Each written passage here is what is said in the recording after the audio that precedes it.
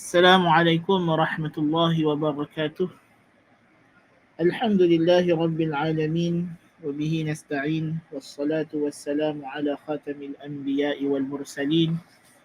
Nabiyyina Muhammadin wa ala alihi wa sahbihi ajma'in, amma ba'du. Hadirin hadirat yang dirahmati Allah subhanahu wa ta'ala, kita bersyukur kepada Allah yang telah melimpahkan karunia dan belas kasihan dan simpatinya kepada kita dan memberikan kita peluang untuk bersama-sama pada pagi ini dalam kelas kita menyambung perbincangan dalam pengajian dalam kitab An-Naba Al-Azim.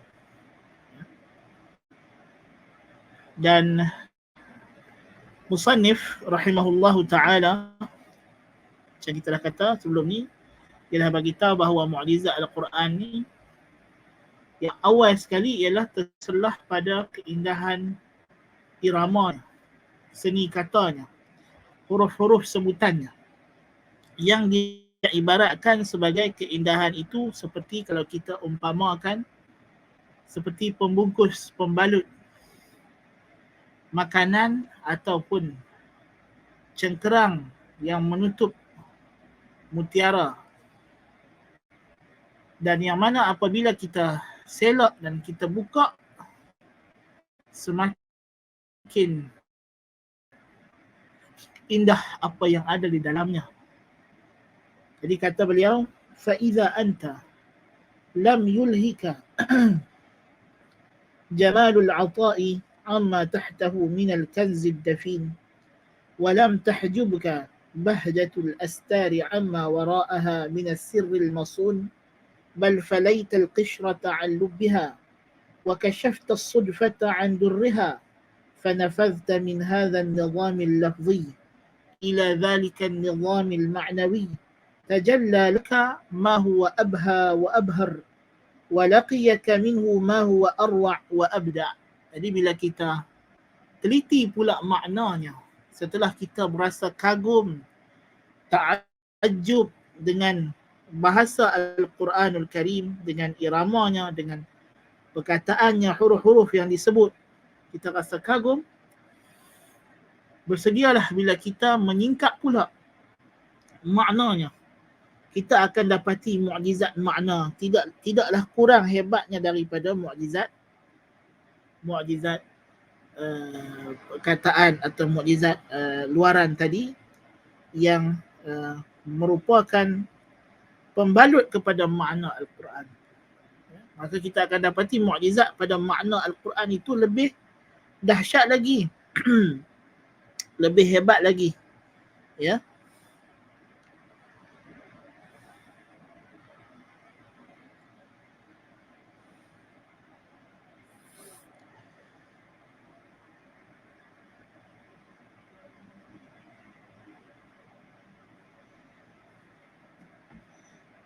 Dan dia kata, la nuridu an nuhaddithaka hahuna عن معاني القرآن وما حوته من العلوم الخارجة عن متناول البشر فإن لهذا الحديث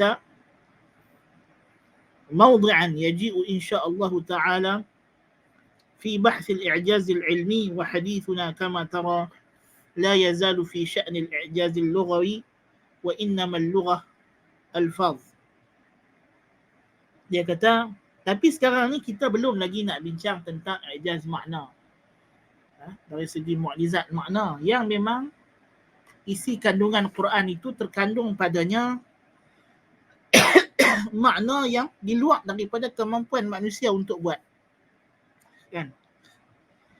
Dan dia kata ini akan dibincangkan bila datang perbincangan tentang i'jazul ilmi, walaupun musannif rahimahullah ta'ala akan mengambil contoh suratul Baqarah.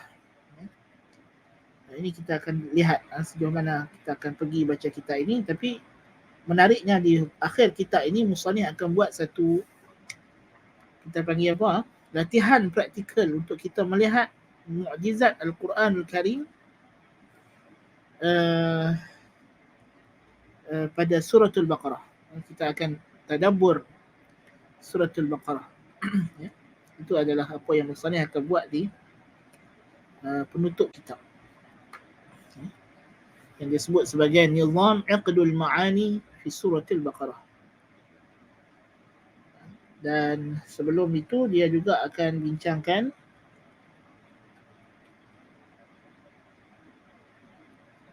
mukjizat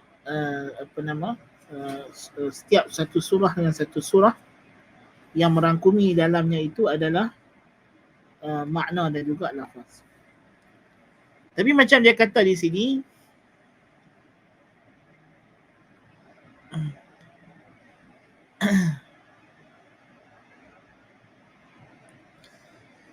macam dia kata di sini,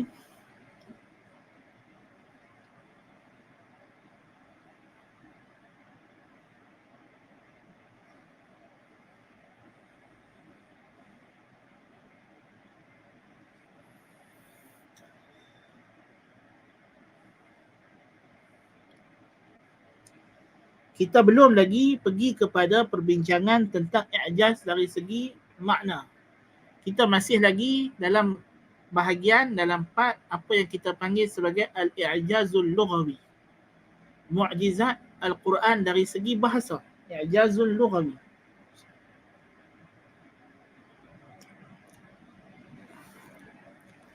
Dan bahasa itu ialah lafaz. Yang membawa bahasa adalah lafaz. Bahasa ialah makna yang disampaikan oleh lafaz. Tidak ada di sana dikotomi di antara lafaz dengan makna. Ya. Jadi, dan ini juga macam kita dah sebut sebelum ni, kita kena faham bahawa lafaz menunjuk kepada makna. Keindahan lafaz menunjukkan kepada keindahan makna. Mukjizat pada lafaz Al-Quran menunjukkan mukjizat pada makna. Ya, dia tak boleh kata kita Quran ni mukjizat dia pada bahasa tapi tidak pada makna, atau pada makna tapi tidak pada bahasa. Tak boleh, kerana Quran ialah kalamullah, hurufu wa ma'ani. Seperti yang telah kita perjelaskan. Baida anna hadhihi al-alfadha ينظر فيها تارة من حيث هي أبنية صوتية مادتها الحروف وصورتها الحركات والسكنات من غير نظر إلى دلالتها، وهذه الناحية قد مضى لنا القول فيها آنفا. Cuma dia kata mukjizat dari segi bahasa lafaz ini dapat dilihat dari dua segi. Ya. Segi yang pertama, dari segi yang kita dah bincang awal. Dari segi dia punya iramanya, dari segi huruf sebutannya, itu pun sudah mukjizat. Ya, itu pun sudah mukjizat. Semata-mata kita boleh baca Al-Quran, dan Al-Quran itu automatically ada iramanya. Bismillahirrahmanirrahim. Dia tak jadi kaku.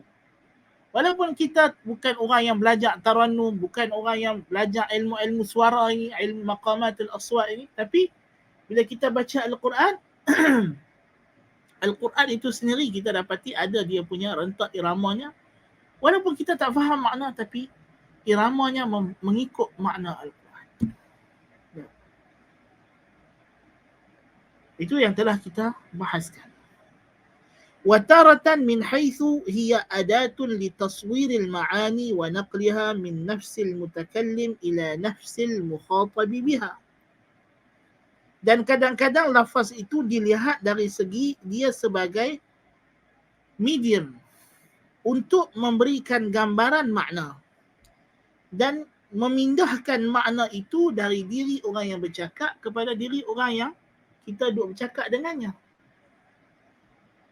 Jadi وهذه الناحية وهذه هي الناحية التي سنعالجها الآن. So inilah yang kita akan bincang sekarang. Kita nak bincang mukjizat Al-Quran dari segi bahasa, tapi dari segi bahasa dan hubung kaitnya dengan makna. Ya, kita tak bincang dari segi makna lagi. Makna ni kita bincang dalam kelas-kelas tafsir kita dah melihat. Tapi ini kita nak melihat bagaimana lafaz Al-Quran yang peranan lafaz ialah untuk mengangkut, untuk memindahkan makna dari orang yang bercakap kepada orang yang mendengar. Betul tak? Itu adalah fungsi bahasa. Dan kalau kita menggunakan lafaz yang salah, kita akan memberikan makna yang salah. Ya? Kan? Macam kalau kita nak sebut awak, kan? Kamu, dalam bahasa Arab kamu lelaki, anta, kamu perempuan, anti. Jadi kita sebut anti. Ya, orang yang cakap tu lelaki. Salah faham makna. Kan? Awak dalam bahasa Melayu setiap dialek ada macam-macam makna pula. Kan? Nama kadang-kadang nama makanan. Ya. Jadi kita nak beli benda lain, kita sebut benda lain, orang tu faham lagu lain, dapat benda lagu lain. Kan? Jadi bahasa itulah yang mengangkut, yang memindah, yang memindahkan makna dari apa? Diri pembicara, orang yang bercakap kepada orang yang hendak dibicarakan dengannya, orang yang dibicarakan dengannya. So dia kata inilah sisi yang kita nak tengok sekarang ini. Wala syakka annaha hiya a'zamu an-nahiyatayn atharan fil i'jaz al-lughawi alladhi nahnu bisadadi. Dan dari sudut inilah yang paling mukjizat. Paling mukjizat sekali tentu dari sudut ini. Dan kebiasaannya bila orang bincang tentang mukjizat Al-Quran dari sudut bahasa, dari segi ini, dari segi lafaznya itu bertepatan dengan makna. إذ اللغات تتفاضل من حيث هي بيان أكثر من تفاضلها من حيث هي أجراس وأنغام. Kerana dia kata bahasa ini menjadi hebat dari sudut apa? Dari sudut penjelasan, bayan, balaghahnya. Lebih daripada dari sudut kesedapan bunyinya. Jadi boleh jadi ada orang suaranya tidak begitu sedap, tapi tetap Al-Quran itu tetap sedap. Ya? Tetap sedap. Walaupun kita disuruh Nabi SAW untuk memperindahkan suara ketika membaca Al-Quran, tak bolehlah kita baca Quran macam kita baca benda-benda lain. Ya? Kita kena deploy semua kita punya kemampuan suara kita itu untuk membaca kalamullah Azza wa Jalla. أما النظر في المعاني القرآنية من جهة ما فيها من العلوم العجيبة فتلك خطوة أخرى.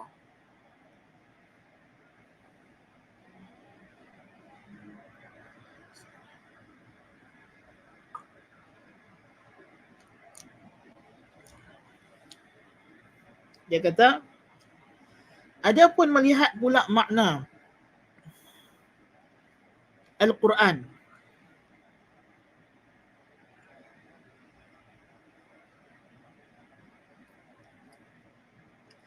adapun melihat makna Al-Quran dari sudut kandungan-kandungan ilmu yang terkandung di dalamnya, itu satu lagi peringkat pula mukjizat. Wa nazrah kharijah 'anil bahth al-lughawi jumlatan. Dan itu adalah mukjizat, dipanggil mukjizat ilmi. Ini di antara salah faham. Banyak orang bila dia faham disebut i'jaz ilmi dalam Quran, dia hanya khususkan ilmu dengan makna moden, dengan makna sains. No. What we meant by al-i'jaz al-lughawi, al-i'jaz al-ilmi fi Quran is the miracle of the knowledge of Quran. Not only the miracle of science. Karena dengan science in its modern sense, no? Not in the traditional sense. Of course, science dalam makna yang lepas, makna yang lama, merangkumi semua jenis ilmu. Tapi sains dengan makna moden hari ini sudah menjadi dikhusus kepada, dia panggil sebagai al-ulum al-tabi'iyah al-tajribiyah. Benda-benda yang bersifat tentang alam, tentang dunia, biologi, kimia, fizik. Ya? Kajian-kajian tentang dunia natural yang boleh dicapai dengan panca indera semata-mata. Dia tidak lebih daripada itu. So sains bisa disebut dengan makna ini dan diterjemahkan ke dalam bahasa Arab sebagai al-ilm, juga ilmu. Tapi kalimah al-ilm mempunyai dalalah yang lebih luas. Jadi sebab itu maksud sains diterjemah bahasa Arab yang lebih tepat adalah sama ada kita sebut dia al-ilmu tajribi ataupun al-ilmu al-hadith ataupun al-ilmu tabi'i.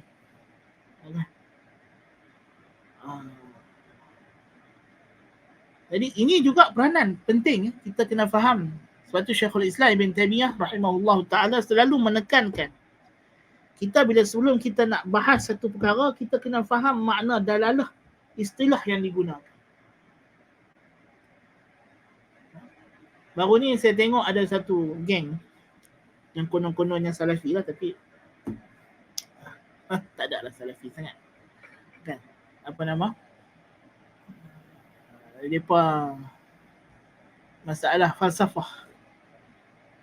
Bolehkah Salafi dan falsafah itu bergabung? Jadi ada satu account ataupun Twitter itu dia letak nama Salafi Falsafi ataupun Salafi Filosofi ke apa akan lebih kurang lah. Kan? Jadi pemilik account tu Allahu'alam, dia dah jelaskan Salafi tu maknanya ini Salafi apa ni, falsafah yang dia maksudkan ialah pemikiran menggunakan rasional akal. Mana nak kata orang Salafi ni orang yang menggunakan rasional akal, orang yang berfikir, bukan seperti yang dituduh oleh golongan ahli kalam dan sebagainya mengatakan orang Salafi ni orang yang tidak berakal, tidak menggunakan akal, menolak rasional akal. Takrif falsafah itu sudah diberi. Jadi mereka ni pun perasan, mereka ada syekh-syekh mereka lah konon, ditanya lah. Tapi masalah syekh-syekh ni pun, mereka juga tahap pengajian mereka tidak, kan? Tidak seperti ulama yang belajar usuluddin. Kalau kita pergi di Madinah, Universiti Islam Madinah pun, kita dapat bezakan. Mereka yang takhasus dalam bidang hadis, dalam bidang apa ni, itilak mereka terhadap isu-isu akidah adalah kurang. Jadi bila mereka faham disebut, ditanya mereka tentang falsafah, bolehkah falsafi itu bergabung dengan falsafah? Jadi istilah falsafah yang dipahami oleh mereka itu adalah satu arah. Yang inilah yang sering Syekhul Islam Ibn Taymiyah kritik golongan Hanabilah. Mereka, dan bahkan Abu Hamid Al-Ghazali juga dikritik oleh Ibn Taymiyah bila dia mengitlakkan lafaz falsafah ini adalah ahli kalam apa, mereka hanya merujuk kepada satu aliran falsafah, iaitu peripatetics, al-falasifatul masya'in, falsafah masyaiyah yang dibawa oleh Aristoteles, ya? Aristoteles. Jadi itu adalah makna yang makna khas. Jadi al-falsafah itu, al itu adalah alif lam lil ahdi zihni, lil ma'hud zihni, benda yang sudah ada gambaran khas pada orang yang faham kalimah tersebut, bukannya falsafah dengan makna am dalam maknanya yang asal, mahabbatul hikmah. Macam kita ada falsafah pendidikan negara, adakah? Takkan kita nak kata falsafah pendidikan negara haram? Ya, maksud falsafah di sini adalah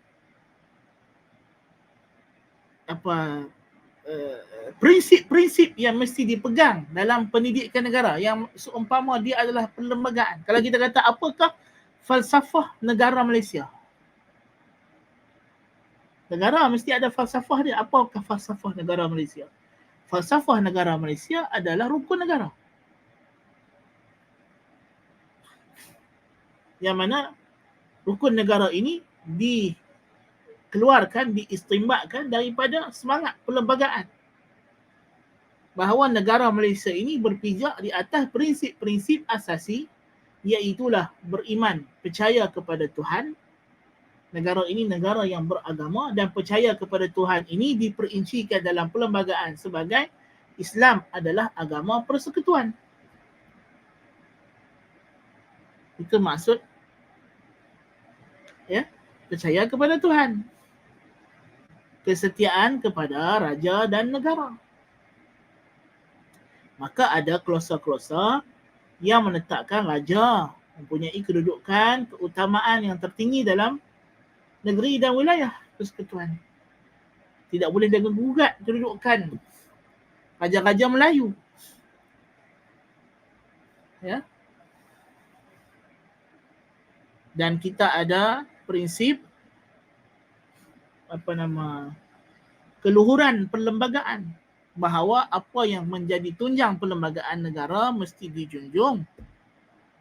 Dan tunjang perlembagaan negara itu adalah yang pertama Islam sebagai agama persekutuan, yang kedua kedudukan istimewa raja-raja Melayu, dan yang ketiga adalah hak orang Melayu dan bumi putera. Ini adalah ras perlembagaan. Jadi bila kita kata kita menjunjung keluhuran perlembagaan, kita menjunjung tiga perkara ini. Tak kira hang orang Melayu, orang Cina, orang India, as long as you are a Malaysian citizen, maka you menjunjung tiga perkara ini. You tidak boleh cabar, tak boleh sentuh, tak boleh kacau. Mesti hormat, mesti anggap dia sebagai you punya identiti. Bukan makna you kena dipaksa jadi orang Islam, bukan. Tapi bila you bukan Islam, tapi you menerima Islam sebagai agama persekutuan yang mempunyai kedudukan seperti yang disebut oleh Sultan Perak, berdiri tidak sama tinggi, duduk tidak boleh sama rendah. Itu maksud. Di Islam tu dia tak boleh berdiri sama tinggi dengan agama lain. Bila dia duduk, dia tak boleh sama rendah dengan agama lain. Dia mesti ada keutamaan, specialty. Ya?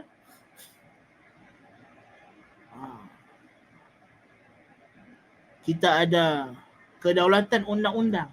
Undang-undang mesti dipatuhi, tak kira hang siapa. Peraturan jalan raya, semua kena hormat. Sebab apa? Kalau tak hormat, habis berlanggar insiden. Kan? Subhanallah. Kita ada kesopanan dan kesusilaan. Maka kita tengok undang-undang kita, perlembagaan kita, ada perkara-perkara yang mesti dijaga dari segi tata susila berpakaian, tata susila bercakap, tata susila bertingkah laku. Ya? Tak boleh masuk pejabat kerajaan pakai skirt pendek atas daripada lutut. Mana boleh? Kesopanan dan kesusilaan. Ada pakaian yang sopan, decent, pakaian yang kita kata melambangkan kehormatan diri. Ya. Disetujui oleh semua orang. So, kita ini rukun negara ni falsafah negara. Ya. Kita ada maqasidus syariah yang sekarang ni disebut sebagai falsafatus syariah. Falsafah syariat Islam. Jadi seorang ulama mujtahid bila dia nak berijtihad, dia kena faham dalil dan mesti melihat maqasid syariah ini. Kerana inilah tujuan Allah Ta'ala menurunkan undang-undang. Jadi kalau you punya ijtihad tidak mentahqiq, tidak merealisasikan matlamat ni, dia bukan syariat Allah Ta'ala. Kan? Syariat Allah Ta'ala ada dia punya matlamat, ada dia punya prinsip-prinsip tinggi dia. Itu maksud falsafah. Kan? Jadi falsafah dalam in that sense tidak ada larangan penggunaan kalimah falsafah. Tapi ini hang nak bagi hukum dekat satu orang, nak kata orang tu sesat lah apalah. Hang tak ambil dia punya definisi. Lepas tu hang buat hang punya definisi sendiri, lepas tu hang duk pukul dia based on hang punya fallacy. Itu panggil strawman fallacy. Fallacy orang jerami.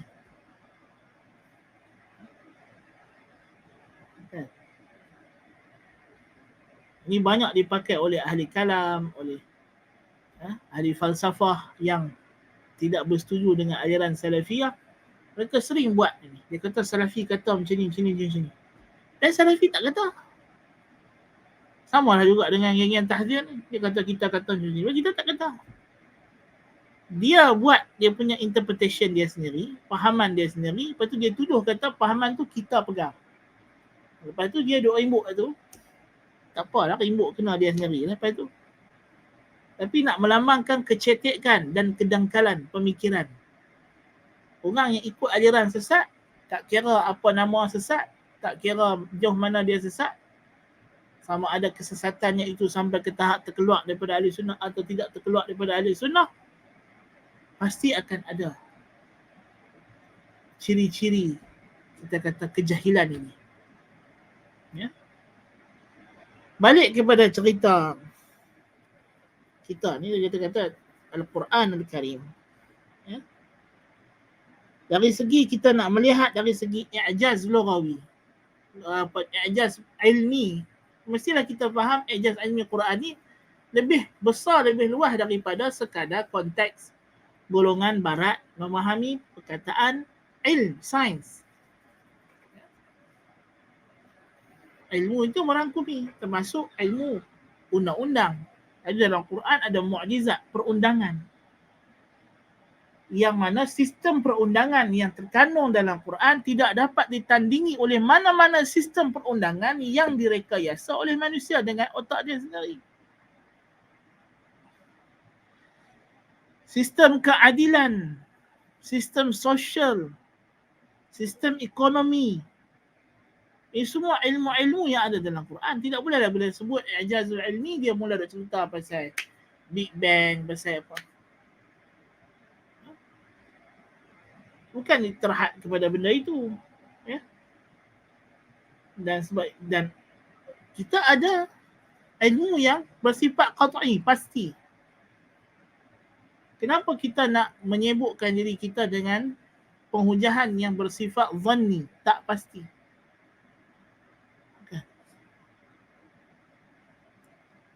Tidak perlu. Al-Quran tidak boleh ditafsirkan dengan consensus, tekaan, telahan. Dia mesti ditafsirkan dengan realiti, duduk perkara sebenar. Jadi sebab itu kita tak boleh ambil sahaja apa sahaja teori sains barat, lepas tu main tempel ke Quran. No, that's not the way. Dan itu bukan i'jaz ilmi yang sebenarnya. Jadi kita kena faham i'jaz ilmi ini dengan konteks yang luas. Yang sebenarnya itulah dari ilmu sains di sini sebagai ilmu di sini sebagai knowledge, pengetahuan, ma'rifah, al-ma'arif. Kan?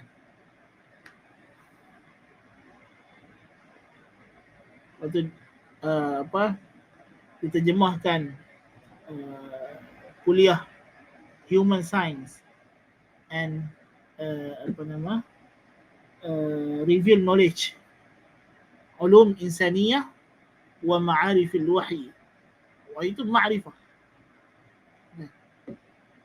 Kerana pengetahuan yang paling tinggi ialah ma'rifatullah, acknowledging Allah Subhanahu wa ta'ala, mengiktiraf.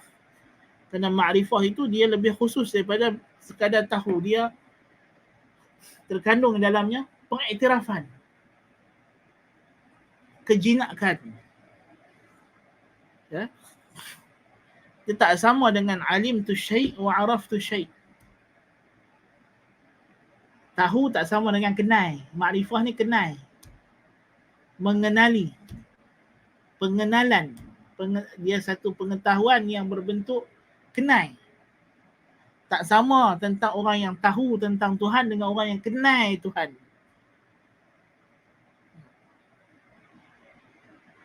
Tahu tu dia ada gap. Tahu tentang Tuhan, dia ada kataan di tengah-tengah, wasitah. Kan? Dia tak mutaaddi dengan diri dia. Tapi beza dengan kenal. Kenal itu terus pi, kenal Tuhan. Nah, dia directly. Nah, Masya Allah. Di sini terkandungnya kita kata ilmu yang Allah Ta'ala turun kepada Nabi kita Muhammad sallallahu alaihi wasallam itu adalah ma'rifah. Dia adalah ma'arif. Ma'ariful wahyi. Kan? Karena dalam itu ada perbuatan bukan sekadar tahu, bukan sekadar dia juga acknowledge, mengiktiraf. Kalau datang daripada iktiraf dia datang daripada Arafah juga. Ya. Jadi dalam Al-Quran ni ada ma'arif yang banyak. Ya. Yang merupakan mukjizat keilmuan. Jadi kita jangan bataskan bila sebut mukjizat ilmu itu hanya kepada kita hanya sibuk dengan nak menyesuai padankan teori-teori sains moden dengan Quran. Masalah dia panggil problem of Bukailism ini.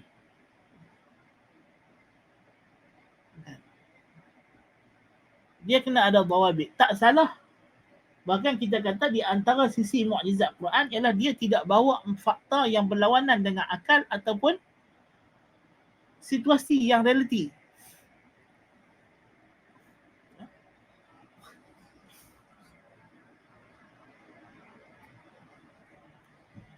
Bahkan Al-Quran sentiasa bercakap tentang alam semesta ni pada kadar yang manusia boleh capai pengetahuan tentang realiti.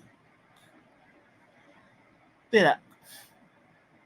Allah Ta'ala suruh tengok apa? Afala yanzuruna ila al-ibli kaifa khuliqat wa ila as-sama'i kaifa rufi'at wa ila al-jibali kaifa nusibat wa ila al-ardi kaifa sutihat.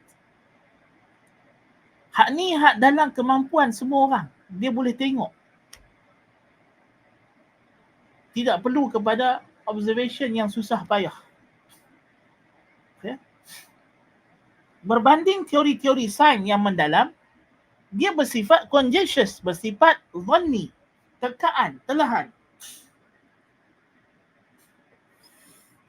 Kan? Sebab itu Al-Quran tidak bincang benda-benda macam ni. Ada dalam Quran cerita pasal matahari ke yang keliling bumi atau bumi ke keliling. Tidak ada. Tidak ada. Nah.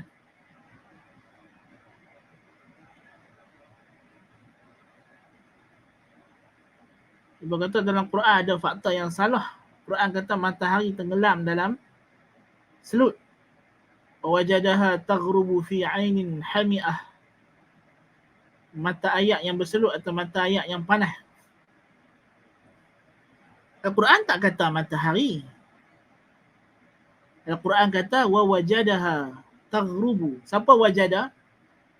Zulqarnain. Maksudnya Zulqarnain nampak matahari tu tenggelam ke dalam. Al-Quran menceritakan apa yang Zulqarnain nampak betul tu.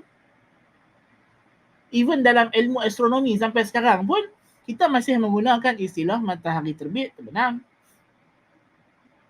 Ya. Matahari berada di atas ufuk.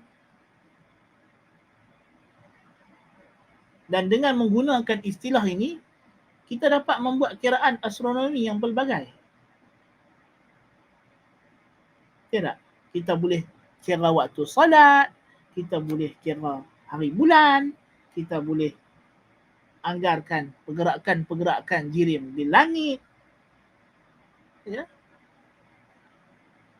Dengan kita menyifatkan gerakan itu seperti yang nampak pada mata, walaupun mungkin pada realitinya dia tak bergerak macam itu. Tapi apa yang nampak pada mata, itulah dia. Dan ia boleh dipakai. Kan? Bumi keliling matahari atau matahari itu adalah anggaran dalam kiraan matematik. Sebab matematik ni dia ada kiraan yang memang berkaitan dengan benda realiti, alam realiti. Kita bilang berapa buah rumah dalam taman perumahan ini ada. Itu matematik yang memang realiti. Tetapi matematik ada juga sisi dia panggil muqaddarat zihniyah, anggaran akal yang tidak mungkin, yang boleh jadi kadang-kadang tak wujud pun di alam realiti. Dan dia membantu untuk kita memahami realiti. Jadi Al-Quran tidak suruh kita buat benda-benda yang di luar daripada kemampuan kita. La yukallifullahu nafsan illa wus'aha. Jadi untuk membuktikan kewujudan Tuhan, Al-Quran suruh melihat alam, perjalanan alam. Tapi melihat itu, melihat dekat mana? Melihat dalam kemampuan semua. Kalau itulah mengetahui tentang kewujudan Tuhan, bukan hak eksklusif orang yang belajar saintis. Bahkan saintis ramai yang juga tidak beriman. Walaupun dia melihat tanda-tanda kebesaran Tuhan lebih daripada orang lain. Kerana hakikatnya apa yang saintis kaji itu, dia adalah lebih daripada yang diperlukan dalam konteks membuktikan kewujudan Allah. Dia dah lebih daripada hak yang diperlukan. Patutnya mereka lebih beriman lagi. Tetapi Al-Quran ni dia sesuai untuk semua orang. Dia sesuai untuk semua orang. Dia tidak perlu kepada dalam iaitulah dalam konteks benda-benda yang berkaitan dengan benda-benda asasi. Ya, ada benda-benda yang memang perlukan kefahaman. Tu kata Ibnu Abbas radhiyallahu anhu, Quran ni ada 4 sisi. Satu, yang tidak diberi uzur siapa pun yang tak faham maknanya. Ini adalah ilmu yang semua orang kena tahu. Makna aqimus salah, makna puasa, saum. Ya ayyuhalladzina amanu kutiba alaikumus siyamu kama kutiba alal ladzina min qablikum. Siapa pun tak boleh kata dia tak faham apa makna siyam. Sebab ini fardu atas semua orang. Dan ada yang dipahami oleh ahli bahasa. Orang yang faham bahasa Arab, kalimah-kalimah tertentu. Orang yang menguasai bahasa Arab lebih, dia mungkin tahu. Seperti kalimah fakihatan wa abba. Apa beza fakihah dengan ab? Walaupun kedua-duanya buah, tapi apa beza? Buah. Fakihah buah dimakan oleh manusia, ab buah dimakan oleh haiwan. Ini perlukan pengetahuan bahasa Arab lebih mendalam. Dan ada ayat-ayat Quran yang dipahami oleh ulama fuqaha kerana dia memerlukan ijtihad dalam hukum hakam. Bukan sekadar faham ayat Quran, nak faham juga sunnah-sunnah, kena faham qiyas dan sebagainya. Dan ada juga sisi ayat Quran yang hanya diketahui oleh Allah Ta'ala, seperti bila nak jadi kiamat, apa hakikat syurga neraka, apa hakikat sifat Allah Ta'ala, hakikat kaifiyat sifat Tuhan. Tak ada siapa tahu melainkan Tuhan sahaja. Kan? Ya.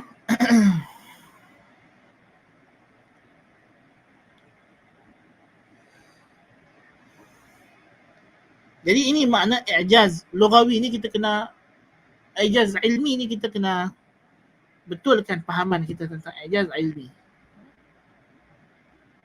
Jangan terlalu kita kata terlalu ta'assub atau fanatik dengan pemahaman i'jaz ilmi ni. Mestilah makna dia adalah nak menyuai padankan ayat Quran ini dengan penemuan saintifik moden. Sedangkan hakikatnya penemuan saintifik moden tu pun bukanlah penemuan yang bersifat empirical facts. Dia hanyalah habis-habis kuat pun philosophical fact, ataupun dia hanyalah conjectures, dia hanyalah telahan, tekaan, ataupun teori. Ya? Jadi kita kena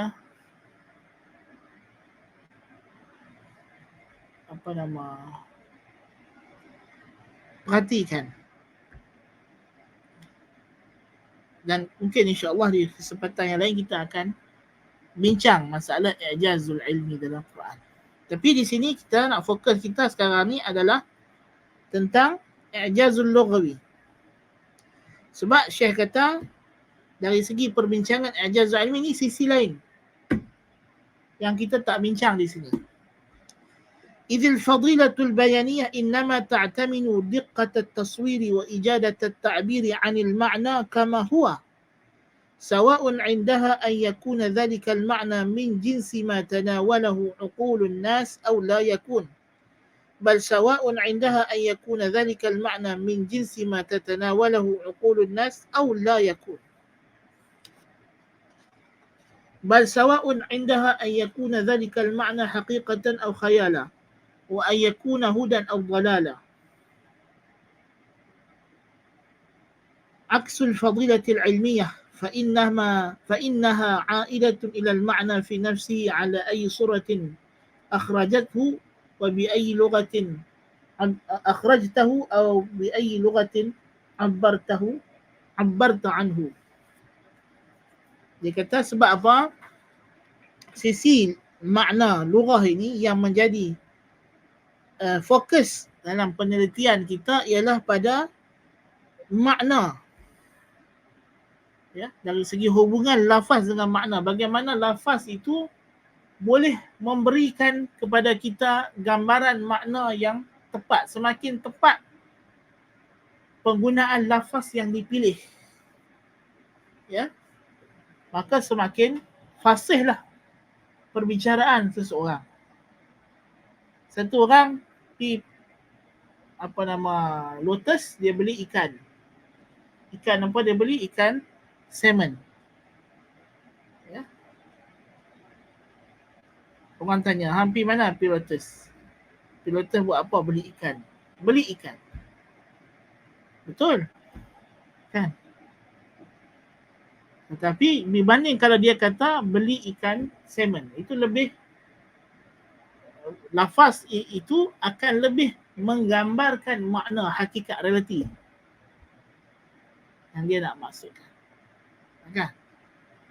Daripada dia sekadar sebut ikan sahaja, kan? Atau dia habaq ikan laut ke, ya? Tapi kalau dia habaq dia beli ayam sedangkan dia beli ikan, itu memang salah lah. Itu khata', itu kadhib, itulah dusta. Mungkin dia tersilap. Jadi Al-Quran Al-Karim, dia yang pertama sekali, dia memang tidak ada dusta pada lafaz. Dia tak ada lah nak habaq ikan tapi pergi sebut ayam, tu tak mungkin berlaku dalam Quran. Ya? Bahkan Al-Quran juga bukan sekadar dia habaq benda yang asas, bahkan dia jelaskan. Dia menggunakan kalimah yang tepat untuk mentakbirkan satu makna yang dia nak bagi tahu kepada kita. Di sinilah sebab itulah Ahlussunnah wal Jamaah kata sifat-sifat Allah Ta'ala tak boleh diubah. Kerana tak mungkin Allah Ta'ala bercakap dengan kadhib, dengan pembohong, dengan dusta. Kerana kalau Allah Ta'ala sebenarnya tidak istiwa di atas arash, tapi dia habaq kata dia istiwa atas arash, dan istiwa atas arash itu hakikatnya adalah sifat yang mustahil pada Allah. Kalaulah begitu, maka itu adalah dusta. Itu adalah kadhib. Ya? Dan Allah Ta'ala Maha Suci. Ta'ala Allahu anil kadhib. Allah Ta'ala kata, وَمَنْ أَصْدَقُ مِنَ اللَّهِ قِيلًا وَمَنْ أَصْدَقُ مِنَ اللَّهِ حَدِيثًا. Allah adalah asdaqul qil, asdaqul hadith. Qul sadaqallah. Allah adalah yang maha benar. Ya? Jadi kalau Allah Ta'ala bercakap dengan perkara yang mustahil, perkara yang tak sepatutnya, bahkan zahirnya adalah tajsim atau tashbih atau memberi waham tashbih, maka itu sudah tidak ada balaghah pada lafaz Al-Quran Al-Karim. Ia adalah satu kecacatan yang besar. Ya? Sebab itulah takwil sifat Allah Ta'ala itu menjadi perhatian yang besar dalam kalangan ulama Ahlussunnah wal Jamaah, kerana dia melibatkan kemuliaan Al-Quran Al-Karim. Yang dicerobohi itu adalah kemuliaan Al-Quran Al-Karim. Subhanallah.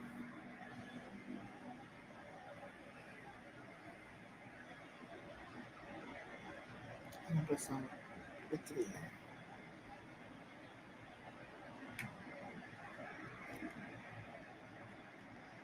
Jadi itu adalah hakikat dan rahsia kenapa Ahlussunnah wal Jamaah, Syekhul Islam Ibn Taimiyah sebagai misalnya, begitu menentang keras pendekatan hermeneutik yang dibawa oleh ahli kalam, ahli falsafah, masyai'in.